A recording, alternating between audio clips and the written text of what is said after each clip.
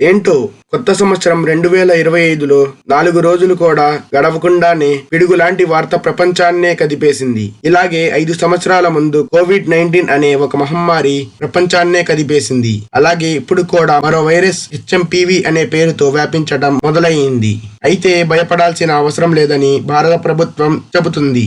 ఈ కొత్త వైరస్ భారతదేశంలో వ్యాపించడం మొదలయ్యింది. చెన్నైలో 3 నెలల మరియు 8 నెలల చిన్నారులకు ఈ వైరస్ పాజిటివ్ చూపించింది. ఏ వ్యక్తికైతే దగ్గు మరియు జలుబు, ఫీవర్ వంటి లక్షణాలు కనిపిస్తాయో వాళ్లతో దూరంగా ఉండాలి మరియు వాళ్ళని హాస్పిటల్ కి తీసుకువెళ్లి తొందరగా చికిత్స చేయించే ప్రయత్నం చేయాలి. ఇటువంటి పాటించగలిగితే మనం హెచ్ఎంపీవీ వైరస్ నుండి రక్షణ పొందవచ్చు. ఈ జాగ్రత్తలను పాటించండి మరియు మీ ఫ్రెండ్స్ అండ్ ఫ్యామిలీ మెంబర్స్ కి ఈ వీడియో షేర్ చేయండి. మీకు ఈ వీడియో నచ్చితే లైక్ చేయండి అండ్ ఇటువంటి మరి ఎన్నో వీడియోస్ కోసం మన ఛానల్ ని సబ్స్క్రైబ్ చేయండి. హెచ్ఎంపీవీ గురించి లాంగ్ వీడియో కావాలంటే కింద ఎస్ అని కామెంట్ చేయండి. Thank you.